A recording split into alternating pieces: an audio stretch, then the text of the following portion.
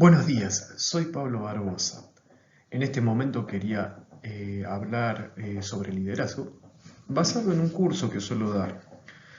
Y una de las cosas más importantes para saber qué es el liderazgo es conocer las etapas en las cuales uno puede desarrollar esta característica de poder liderar.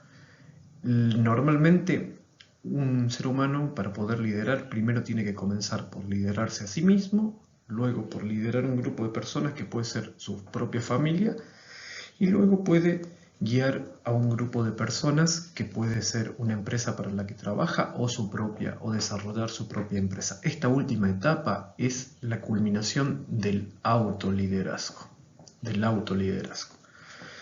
Eh, Conociendo ya cómo es el desarrollo de estas etapas, vamos a pasar a lo siguiente, que es, ¿qué es liderar?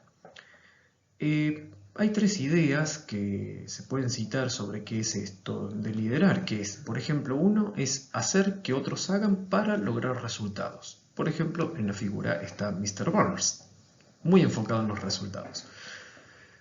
Otra de las cosas que se pueden incluir en la definición de liderar es influir e incentivar a las personas. Ahí el presidente de los Estados Unidos fue capaz de influir e incentivar a un grupo de personas con su lema America First para que lo eligieran a él.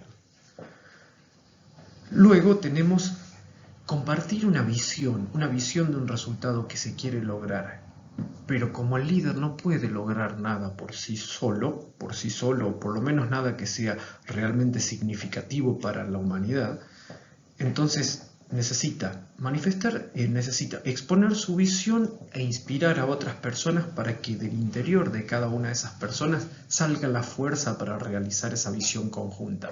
Por ejemplo, Nelson Mandela, una Sudáfrica unida que hoy en día es una de las promesas de las futuras naciones que van a ser países desarrollados. Después vamos a explorar un poco la definición de líder, que es líder, del inglés líder, una persona que actúa como guía o jefe de un grupo. Pero para actuar como guía o jefe de un grupo, el líder tiene que tener una visión más general que el resto de las personas. Es decir, él tiene que ver el panorama más completo de la parte o fracción que puede ver cada uno de los integrantes del equipo. Un líder, para poder desarrollar su función, necesita, entre otras cosas, poder. El poder. Y el poder uno lo puede definir como es la facultad de hacer cosas sin oposición o con oposición que esta persona pueda superar. Pero para las ciencias sociales es influir en el comportamiento de las otras personas u organizaciones para poder lograr un fin determinado. También se utiliza la palabra autoridad, como figura en la definición que cité en la diapositiva. Pero vamos a la parte de lo que es el poder. Vamos a centrarnos en lo que es el poder, que es sobre lo que quería hablar hoy. ¿De dónde viene el poder?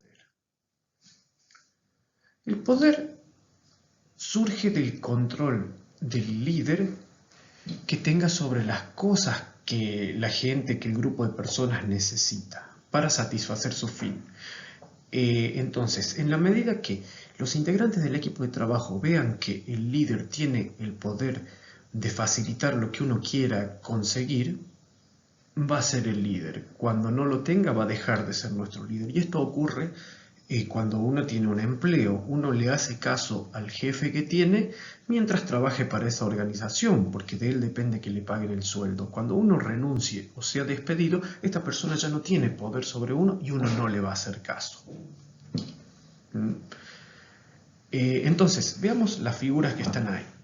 Veamos las figuras que están ahí. ¿Por qué uno le hace caso al policía? ¿Por qué le hace caso a un integrante de cualquier fuerza de seguridad? Le podría hacer caso. Bueno, su nombre lo dice, son fuerzas de seguridad.